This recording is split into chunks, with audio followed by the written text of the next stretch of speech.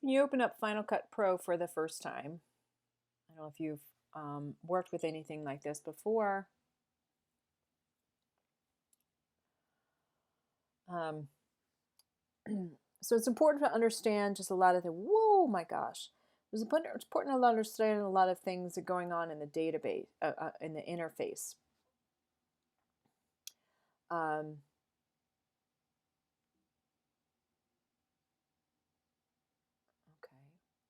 okay.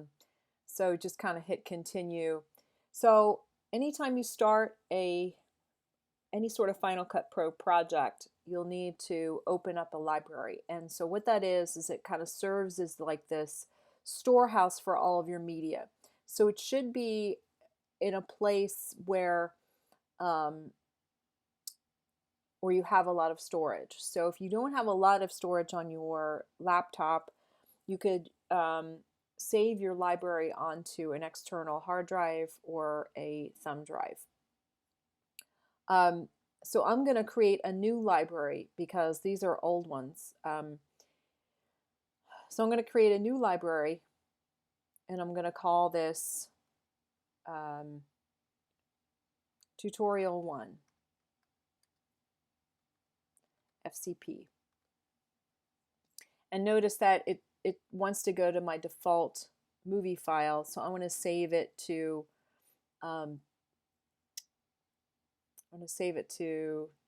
backup folder, and I'm going to call this Final Cut Pro.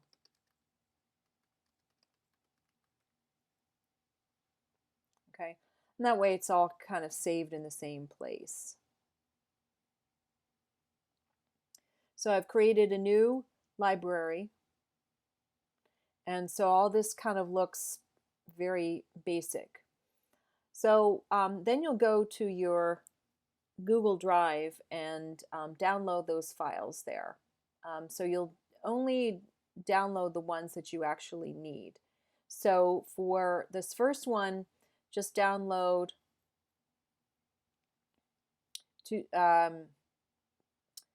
download Glow 1, then Glowing Light, Scenic 1, Scenic 2, and Music with Drums, Still 7, and Still 4. You just need those. So there's 4, 5, 6, 7 files altogether. All right. So now what I want to do is, so I have my library open, a new project. I'm going to call this FCP Tutorial 1. Tutorial 1.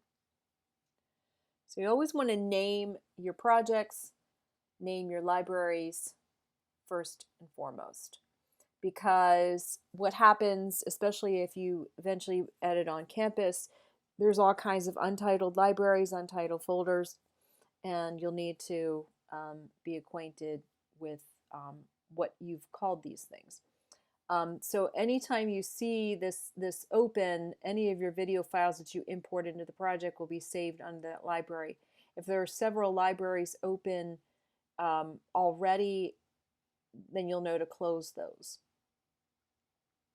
So this is kind of like a storehouse for the media files that you're going to play with. This is going to be your canvas. So this is going to ultimately be where you can see your final project or your working project, and this is what you actually do the editing in. You do some editing here, but you do some of your editing down here. This is where you can flip stuff.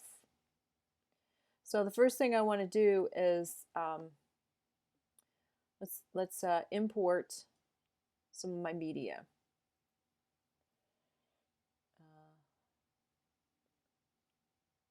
Okay, I don't know why it wants to do that. So here's a drop-down folder, a drop-down menu that you can access other things on your drive. So this is just like your basic media import, and this is where I have a hell of a time trying to find my files because They are very, very old. So you'll want to make sure that they are somewhere easily accessible other than a hard drive, which is a terabyte. Here it is, media, see it's the very bottom. Media for FCP tutorial.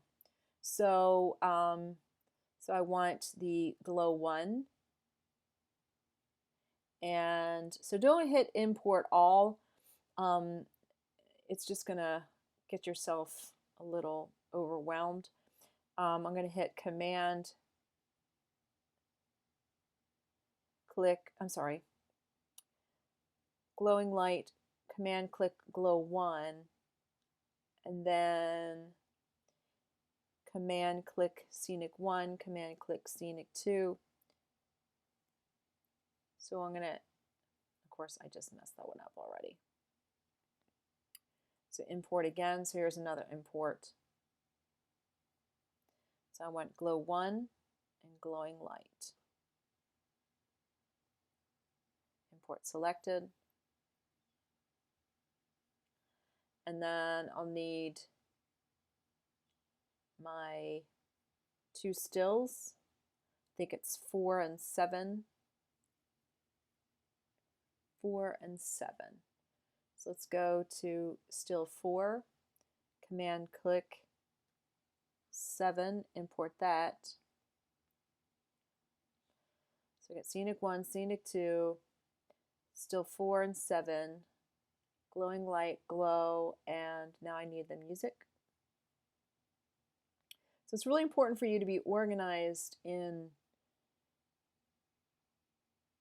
your folders, because the more organized you are in your folders, especially on your interface in Final Cut, music with drums is your audio file. So import selected.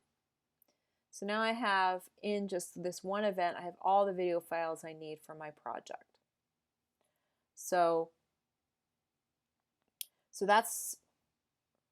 now we have our very basic interface, and so the next we're going to add these to our timeline.